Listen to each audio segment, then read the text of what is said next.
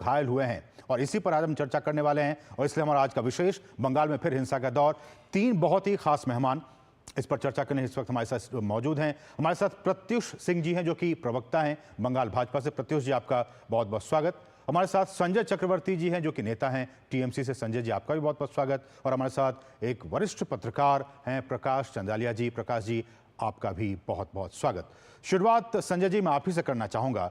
ये हिंसा, 3 लोगों की निर्मम हत्या कर दी गई है और संदेश, एक पीस मैसेज देने की कोशिश की जा रही है ममता बनर्जी की तरफ से कि आप शांति बनाए रखें, बावजूद ये जानते हुए कि वही ममता बनर्जी इस पूरे मामले को लेकर राज्य में लोगों के बीच में झूठ, अफवाह और भ्रम फैलाने का काम किया था और उसके बाद वो शांति का संदेश दे रही हैं। सबसे पहले जो 3 लोग मारे गए हैं उनको हमारी तरफ से एक श्रद्धांजलि हम देना चाहते हैं जी। और इसकी जांच होगी कि ये लोग किसके द्वारा मारे गए, कौन थे ये लोग जिन्होंने इनकी हत्या की है। ये इसकी जांच का विषय है और ये जांच होगी भी।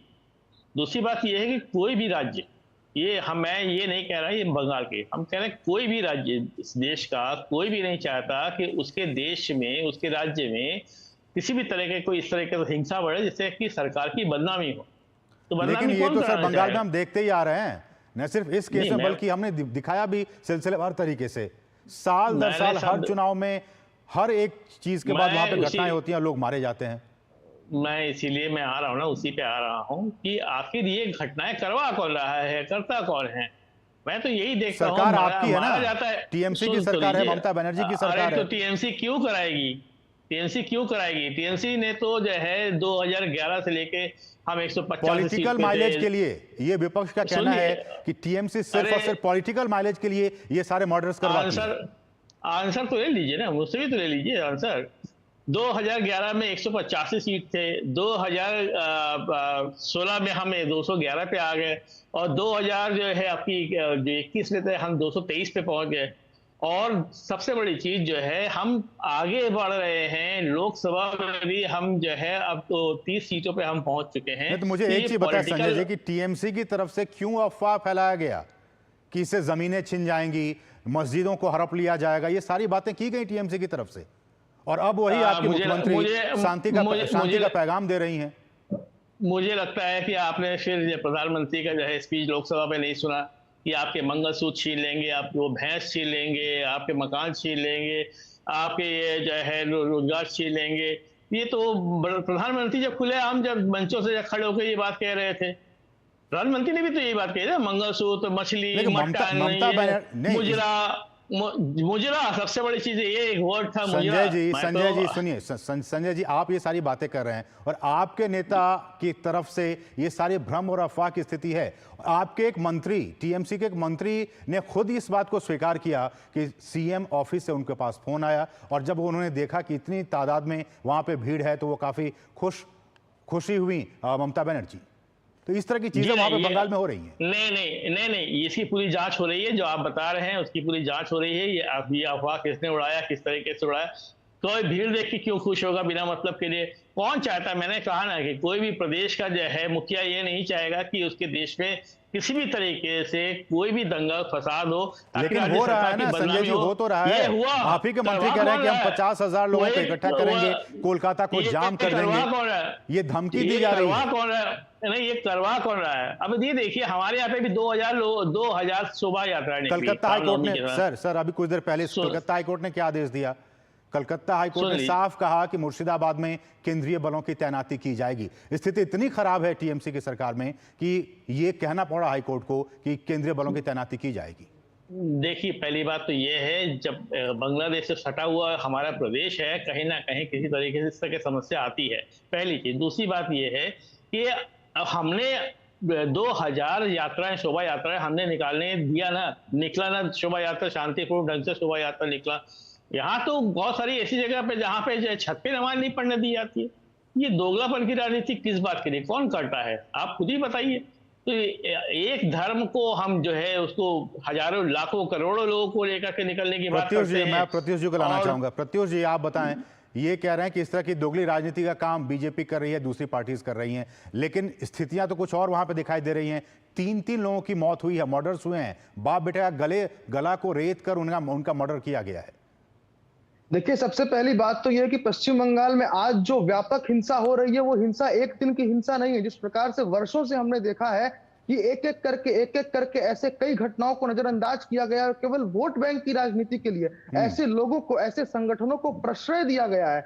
आज उसी तुष्टीकरण की राजनीति का परिणाम है कि पश्चिम बंगाल की पुलिस पूर्णतः असमर्थ है किसी भी प्रकार के भीड़ को कंट्रोल करने में। पश्चिम बंगाल की पुलिस स्वयं मार खा रही है, 15 पुलिसकर्मी इंजर्ड हैं और स्थिति आज ये है कि कोर्ट को कहना पड़ा है कि केंद्रीय बल के अलावा यहाँ पर कोई दूसरा रास्ता नहीं है। लेकिन बहुत ही शर्मनाक बात है, मैं कहना चाहता हूं कि तृणमूल के प्रवक्ता यहाँ पर बैठकर वोट गिन रहे हैं और सीट गिन रहे हैं कि 2011 में हमें कितना मिला और 21 में हमें कितना मिला और 16 में कितना मिला था। वो ये नहीं कह रहे हैं कि आज 2 लोगों को, बाप और बेटे दोनों को, हरि गोविंद दास और चंदन दास, उनकी आत्मा को शांति मिले। उन्हें आज कितनी निशंसता के संग मार दिया गया, नरसंहार किया गया और घंटों तक उनका शव उनके घर पर पड़ा हुआ था और उनको अस्पताल ले जाने के लिए, मॉर्ग ले जाने के लिए, पुलिस स्टेशन तक ले जाने तक के लिए कोई व्यवस्था नहीं थी, क्योंकि पुलिस पूरी तरह लाचार हो गई है। आज आप देखिए, हम शुरू से कह रहे हैं कि पश्चिम बंगाल बारूद के ढेर पर जी रहा है। जिस प्रकार से तृणमूल कांग्रेस के सरकार में मंत्री सिद्दीकुल्ला चौधरी रास्ते पर उतर के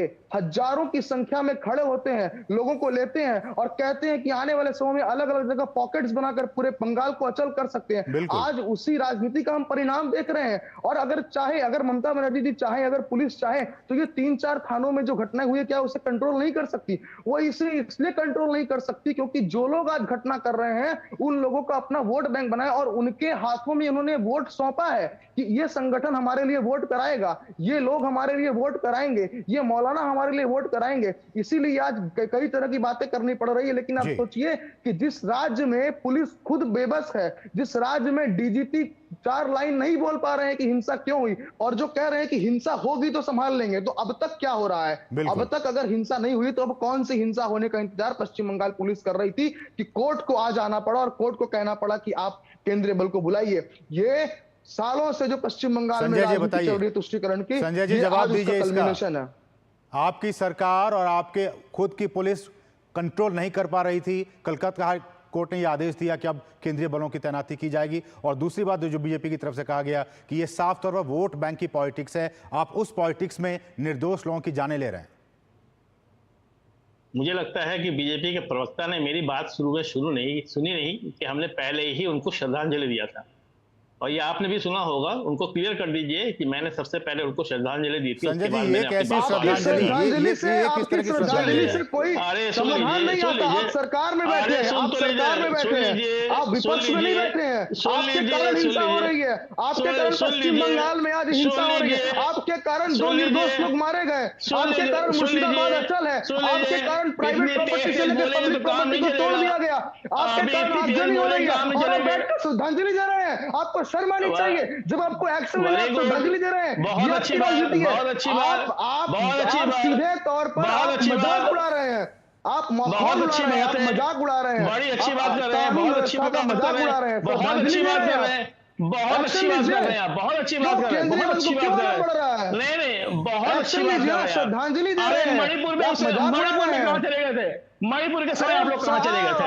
मणिपुर के समय कहां चले गए थे? अपने मुद्दे पर आइए। डबल सरकार ने मणिपुर के लोगों को न्याय दिलाने के लिए राष्ट्रपति शासन भी लगाया, प्रधानमंत्री ने काम किया जो करना चाहिए था। आज स्थिति मुद्दे पर आइए। 15 मुद्दे की बात कर रहे हैं आपसे, को तुष्टीकरण की राजनीति के उधर ढकेला है और आज वो तुष्टीकरण की राजनीति बंगाल को रात की ओर ढकेल रही है। मुर्शिदाबाद में जो हो रहा है वो कोई आइसोलेटेड घटना नहीं है, ये पूरे पश्चिम बंगाल का प्रतिबिंब है। मैं नेशनल मीडिया से निवेदन करना चाहूंगा कि आप समझे कि मुर्शिदाबाद में जो हो रहा है वो कल पूरे बंगाल में होने वाला है। ऐसी प्लानिंग इन लोगों ने की है। ये जो सारे रेडिकल संगठन है, रेडिकल संगठनों को तृणमूल कांग्रेस का समर्थन प्राप्त है। बिना सरकार के समर्थन के पश्चिम बंगाल में ऐसी घटना नहीं हो सकती। बिना सरकार के समर्थन से पूरे इलाके को अचल नहीं किया जा सकता। बिना सरकार के समर्थन से मुर्शिदाबाद में संजय जी, चूंकि आप सत्ता में हैं, आपकी पार्टी सरकार सत्ता में है, आप सुन लीजिए क्या कह रहे हैं, बीजेपी क्या कह रही है, आप वो सुनते रहिए। आप इस तरह से दोनों झगड़ा करेंगे, कोई बात समझ में नहीं आ रही है। प्रत्युष जी बताइए क्या कह रहे हैं। और फिर इसका रिस्पॉन्ड कीजिएगा संजय जी। किसी भी प्रकार की घटना यदि राज्य में हो रही है, अगर रेडिकल संगठन अपनी मनमानी पर उतर आए हैं और रेडिकल संगठनों को, रेडिकल लोगों को, रेडिकल फंडामेंटलिस्ट को पुलिस कंट्रोल नहीं कर पा रही है, इसका मतलब है कि वो जानती है कि ये सरकार उसके विरुद्ध कोई कार्रवाई नहीं करेगी। ठीक है संजय जी, संजय जी पूरे देश में जवाब दीजिए, संजय जी इसका जवाब दीजिए। नहीं हो पा रही है, किसी भाई हिम्मत नहीं है पश्चिम बंगाल में, क्यों? रेडिकल लोगों को कंट्रोल नहीं कर पा रही है वहां की पुलिस प्रशासन, बताइए। मैं अभी उसी बात को लेकर कह रहा हूं, जब पश्चिम बंगाल देश है पूरा, तो क्या हम मणिपुर की बात क्यों नहीं करें? अभी आज पश्चिम बंगाल आप टीएमसी के नेता हैं। दर्जनों चर्चाएं हुई हैं, आपने भी किया है, हमने भी किया है। ये वाटर नहीं चलेगी, बंगाल पे रही है, बंगाल पे रही है, बंगाल की चर्चा हो रही है। बिल्कुल रहूंगा, ये वाटर नहीं चलेगी। मणिपुर पर चर्चा हुई है, हमने किया है। नहीं, चर्चा हुई है, और बातों पर जवाब दिया है। ऐसा कोई प्रश्न नहीं जिस पर हम भागे हैं, ऐसा कोई प्रश्न नहीं है मणिपुर को लेकर जहां हमने कहा हो कि विपक्ष कर रहा है। क्यों नहीं कंट्रोल में है?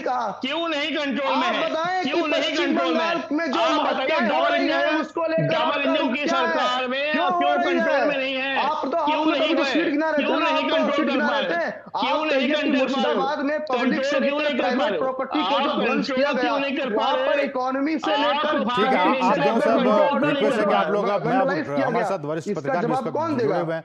मैं आऊंगा पृथ्वी जी आपके पास आ रहा हूं, लेकिन हमारे साथ प्रकाश जी भी जुड़े हुए हैं, वरिष्ठ पत्रकार हैं। प्रकाश जी, आपने टीएमसी को भी सुना, आपने बीजेपी को भी सुना, दोनों की अपनी अपनी बातें हैं। किस तरह से आप देखते हैं, क्या बंगाल में लॉ एंड ऑर्डर की स्थिति बिल्कुल बिगड़ चुकी है और ममता सरकार कंट्रोल में नहीं कर पा रही? एक सवाल। और दूसरा, क्या ये सारी चीजें जो हो रही हैं, क्या वोट बैंक पॉलिटिक्स है इसके पीछे सारी वजह?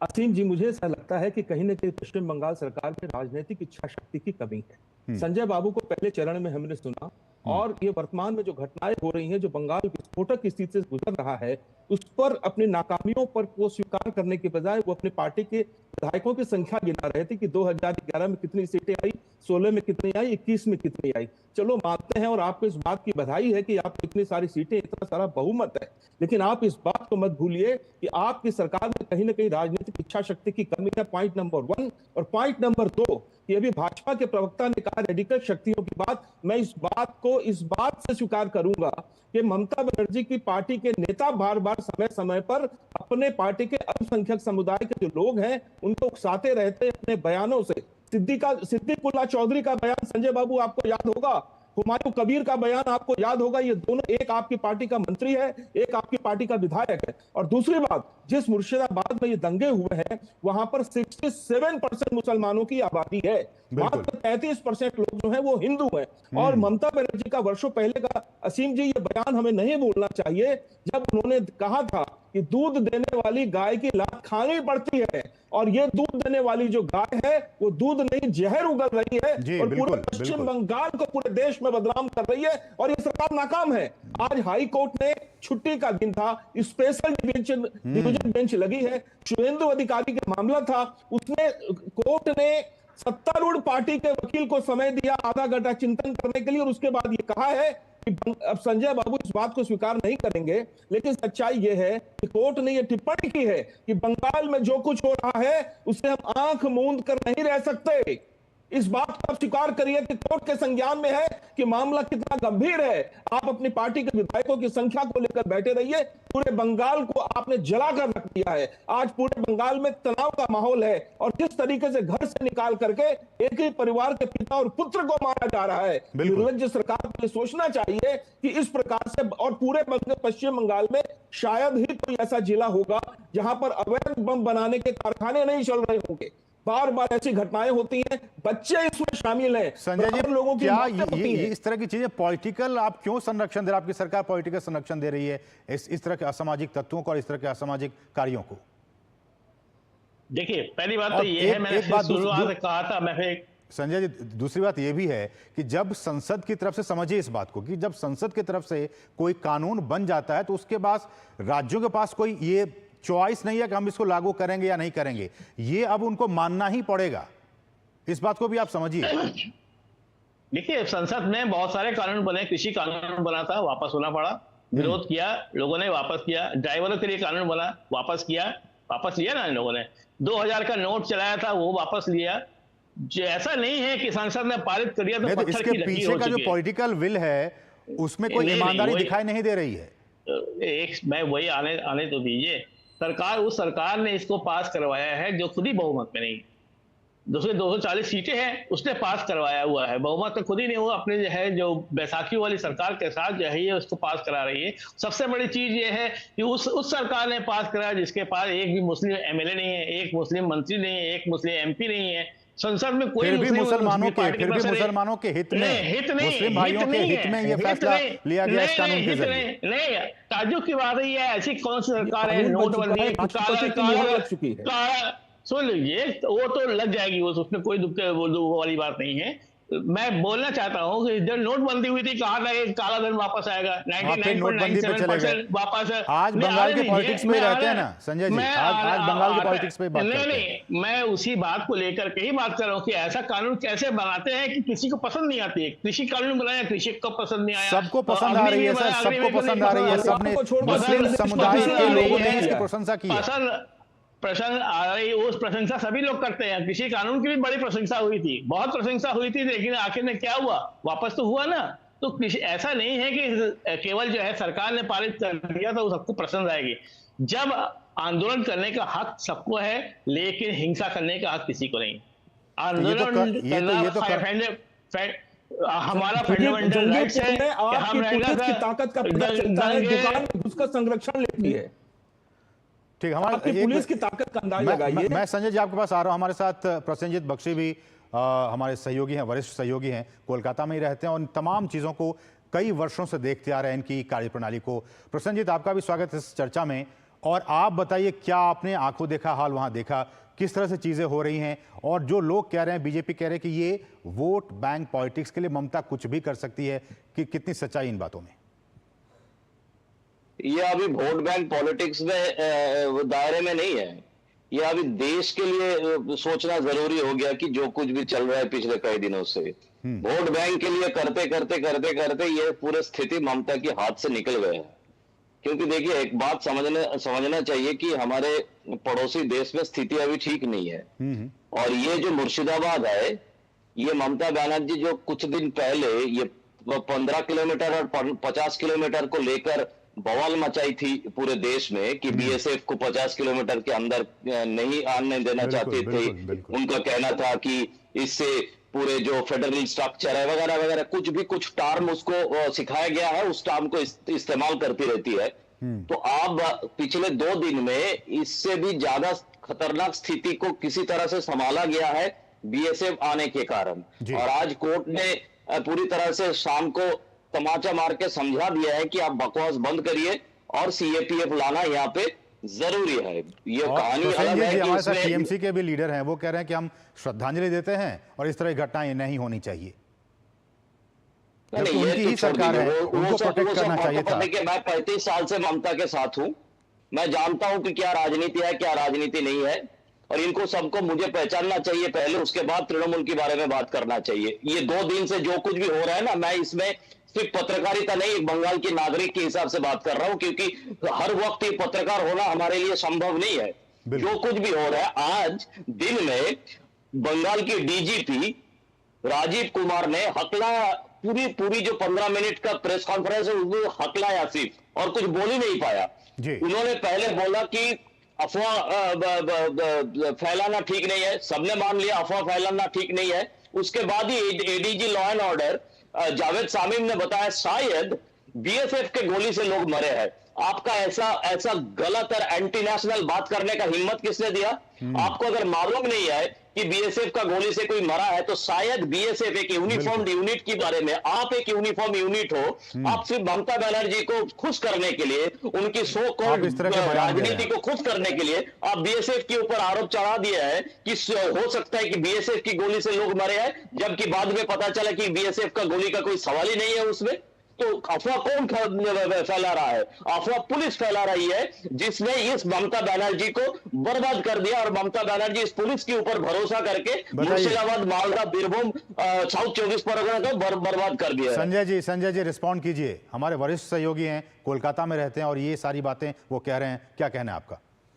देखिए, पहली बात तो ये है कि मैं फिर ऐसे बोल रहा हूं कि कोई भी हिंसा होती है उसकी जांच जरूर होती है। आखिर ये भीड़ को अचानक क्या हुआ कि वो हिंसक हो गई? ऐसा तो नहीं है कि अचानक जो है कुछ लोग पहले से तैयार बैठे हुए थे। ये ऐसा हुआ क्या कि उसको हिंसा हुई, किसने हिंसा करवाई, किस तरीके से, ये एक जांच का विषय है। सर जी मैं एक बात बताऊं आपको, सर जी एक बात बताओ, हम पत्रकार लोग ना दिखाते नहीं है। ये जो मोरग्राम जगह है ना, मोरग्राम से थोड़ा ही आगे यहाँ पे एक बोरिया के अंदर पत्थर मिला है जो ट्रेन की ट्रैक में रखा गया था, हमारे तस्वीर है, उसके बाद हमने दिखाया नहीं कि एक पहले से कितना सुनियोजित और सोच समझ कर ये किया गया है। हमने दिखाया नहीं क्योंकि हम पत्रकारी जी पत्रकारिता धर्म निभा रहे हैं। दंगा कह दिया। पत्रकारिता धर्म निभाते हैं तो उसको दिखाना चाहिए आपको, ताकि हर सरकार को अलर्टमेंट हो। ये केवल बंगाल के लिए नहीं है, ये पूरे एक देश के पत्रकार लिए को है। संजय जी, एक ये पत्रकार को दिखाई पत्रकार- दे सकता है, प्रशासन को दिखाई नहीं दे रहा है। नहीं, अगर पत्रकार हो सकता है कहीं कहीं चूक हो जाए, ऐसा नहीं है कि किसी से चूक नहीं होती। अगर नहीं चूक हुई होती तो क्या उत्तर प्रदेश में इतना जबरदस्त लॉ एंड ऑर्डर होने के बावजूद इससे आप क्या चूक मान रहे हैं? इतनी बड़ी घटना हो गई, 3 लोगों की जान चली गई, करोड़ों का संपत्ति का नुकसान हुआ और आप इसे चूक मान रहे हैं? नहीं, देखिए पहली बात तो ये चूक नहीं है। ये जो भी यहाँ पे संपत्ति के नुकसान हुआ, या कसम 150 लोगों की गिरफ्तारी हुई है और उनसे भी वसूला भी जाएगा। ऐसा नहीं किसी को छोड़ दिया जाएगा, वसूली भी होगी, यही लोगों से वसूली होगी, इन्हीं लोगों से वसूली होगी। जान की कीमत तो हम लोग किसी के लिए कुछ कर नहीं सकते, लेकिन जो हुआ वो अच्छा दुखद संजय जी, है। एक और बात, उनका क्या कसूर? 25,000 जो शिक्षक हैं वो अपनी नौकरी के लिए धरने पर बैठे हैं, बजाय कि उनको सांत्वना देने के, उनकी नौकरी को वापस दिलाने के, आपकी सरकार, आपकी पुलिस उन पे लाठी और डंडे बरसा रही है। नहीं, मैंने ममता दीदी ने पहले ही कहा था, हम शिक्षकों को किसी भी तरीके से बेरोजगार नहीं होने देंगे। ये तो पहले तो ही हो गए ना बयान 25,000। नहीं, उसका पूरा रास्ता निकाला जाएगा। किसी भी तरीके, किसी को भी जो है इस तरीके से छोड़ा नहीं जाएगा। सबको जो ये है भ्रष्टाचार हुआ ना सर, भ्रष्टाचार तो हुआ है ना। देखिए, ये तो सामने जो कुछ भी है वो सामने आपको पता है, सारी चीजें पता है। और ये मैं बता दे रहा हूँ, ये जितने भी शिक्षित लोग हैं, इनको कहीं ना कहीं किसी तरीके से इनको न्याय मिलेगा। प्रसेनजीत ये कह रहे हैं कि न्याय मिलेगा, सरकार गंभीर है। क्या कहना है आपका? आप तो वहां पे हैं, किस तरह से देख रहे हैं वहां पे जो चीजें हो रही हैं? पहले ममता बनर्जी को ये सलाह कोई दे कि हर बातों पर मैं इस फैसला को मानता नहीं हूं, मैं ये कानून को मानता नहीं हूं, ये सब बातें बोलना एक शपथ लिया हुआ किसी चीफ मिनिस्टर को शोभा नहीं देता। ये बोलना बंद करे, पहली बात तो ये है। दूसरी बात यह है कि ये जो 25,500 शिक्षकों का नौकरी गई है, ये वापस मिलना संभव नहीं है, जस्ट संभव नहीं है। इनको किसी दूसरे तरीका से ममता बनर्जी बरगलाने की कोशिश कर रही है। पहले इनको नेताजी इंडोर स्टेडियम में बुलाकर झूठ बोली है उन्होंने। उसके बाद कल शिक्षा मंत्री ब्रात्य बसु ने कुछ तृणमूल कांग्रेस की जाने हुए माने हुए जो शिक्षक है, वो नेता है, उन लोगों को बुलाकर झूठ फैलाने की और इन जो आंदोलन कर रहे हैं उनके बीच में दरार पैदा करने की कोशिश की है। हर कोई यही कह रहा है कि ममता सरकार को इन 25,000 शिक्षकों के मामले को जोर शोर से उठाना चाहिए था, इनको न्याय दिलाना चाहिए था और इनकी आवाज को दबाकर वक्फ कानून पर जो एक भ्रम और अफवाह की स्थिति है उसको फैलाने का काम किया जा रहा है, बजाय कि इन शिक्षकों के इनको न्याय दिलाने के लिए। समय इतना ही है। आप सभी का बहुत बहुत शुक्रिया। संजय जी आपका बहुत बहुत शुक्रिया, प्रत्युष जी आपका बहुत बहुत शुक्रिया, प्रकाश जी आपका बहुत बहुत शुक्रिया और प्रसन्नजीत आपका भी बहुत बहुत शुक्रिया इस कार्यक्रम में, इस चर्चा में हमारे साथ शामिल होने के लिए। बढ़ेंगे आगे और यहाँ रुकें एक बहुत ही छोटे से ब्रेक के लिए। आप देखते रहिए डीडी न्यूज़। हाजी खुशियों की उम्मीद बाजी हर स्वाद